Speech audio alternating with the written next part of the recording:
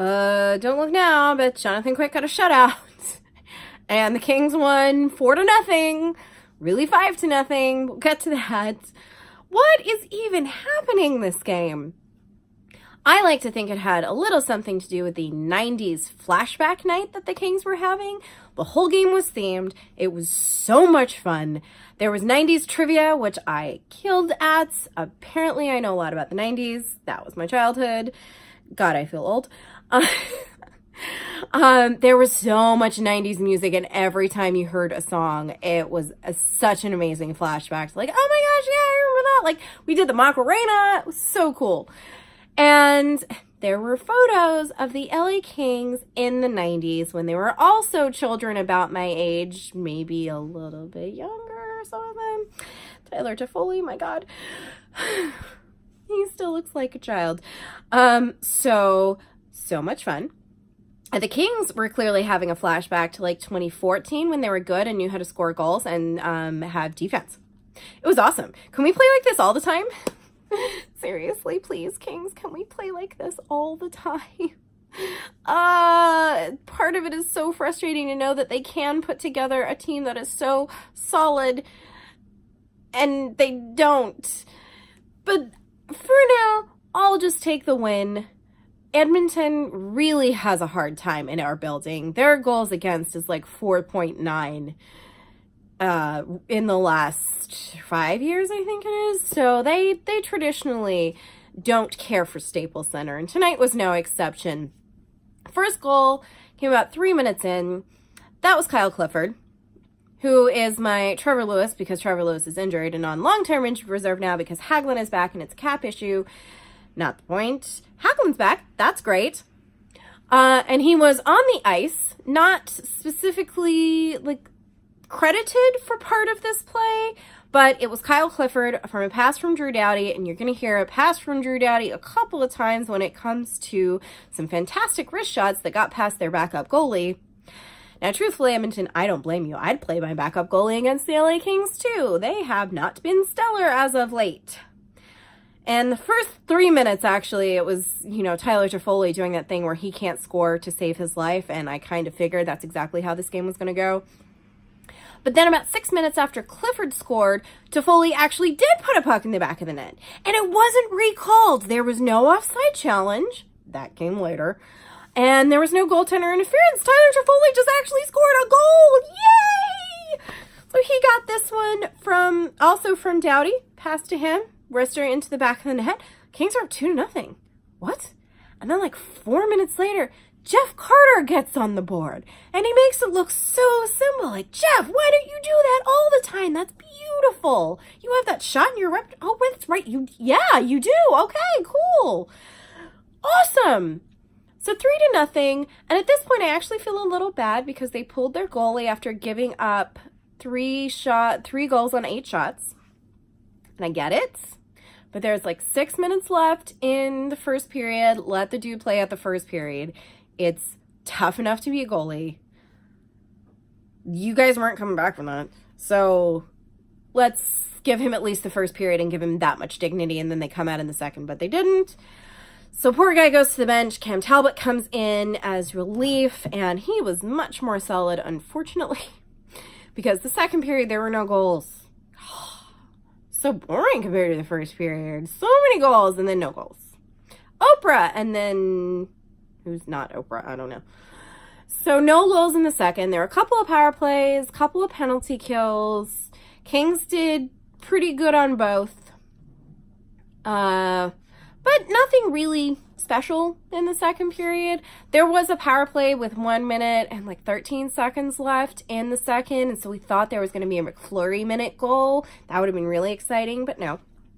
Gosh, so disappointing. And then we get to the third period, and the Kings did their best to give up their 3-goal lead by taking a bunch of penalties. Please stop doing that. Play 60 full minutes. Because for the first 40, they barely had any shots on goal. They only had 3 shots on goal. And this is Edmonton. This is not the Kings having 3 shots on goal. This is the other team. They managed to box them out of even shooting. They were so tight. Their passes were so crisp. Their forecheck was incredible. They completely controlled the neutral zone. Every single thing that the Kings were doing was working in the first 2 periods. It was fantastic. Actual puck control and actual defense. Oh my gosh, it was gorgeous. And then the third, they got a little complacent because 3-0 is a pretty good lead. You only got 20 minutes, so let's let that slide a little bit. And let's be a little too scary down by Jonathan Quick over here, guys. Okay, that makes me a little nervous. Can also seriously stop taking penalties. It's not okay. I know that your power play percentage is terrible, and this might be the game to make it better, but also just stop. It's not that important of a statistic. Let's just win the game. Those are the ones that count. So after a particularly scary moment there by Jonathan Quick, not even moment, like sequence, full whole sequence of stuff there, it goes back and ends up on Kopitar's stick, and back of the net, Kopitar's 300th career goal. It was stunning. Congratulations, Sanjay Kopitar. Wow, that was really cool. So it's 4-0, and that's great. And that's like halfway through the game, and I feel so much better. So even if Quickie doesn't get the shutouts, 4-0, that's a whole bunch of stuff they would have to screw up in the last 7, 8, 10 minutes there. So we're good. I feel pretty confident about this. And I was right. The Kings got one more goal, and it was Dustin Brown. And of course it was challenged. Guys, there's 1 minute and 16 seconds left in the game. You are not scoring 4 goals to make up that in a minute and 16 seconds. It's not going to happen. So why are you being so petty as to call Toronto to do a review here? Like, come on. Plus, can they even do a review if they already called the timeout? I guess they can, because I think it's goalie interference where you give up your timeout if you're wrong. But still, they called for offsides. It was offsides. The goal got called back. So we only won 4-0. I just like Dustin Brown to have his day, and I thought he did a really good job. In fact, all of the Kings did really good things on the ice. You didn't see anyone, really. There were no egregious, like, oh my gosh, I can't believe you did that kind of plays. There was one moment I had almost forgotten about, like 3 or 4 minutes left in the third period there, where Carter just leveled McDavid. Legally hit in the middle of the ice. McDavid had the puck, totally fine, just like bam. And they were all over McDavid tonight. I did not even notice he was on the ice. And that's really hard to not notice McDavid. They had him shut down. It was fantastic. But, you know, McDavid being leveled by Carter is perhaps not something that Oilers were very thrilled about. And so Lucic came back and came after, I want to say Wagner or Walker. It was a W. And so he got cross-checking, I think hooking, and a 10-minute game misconduct. Because the play was all the way over the other end of the ice while this is happening, and the clock is still ticking because people are still playing, but he is getting so far into it that they had to stop.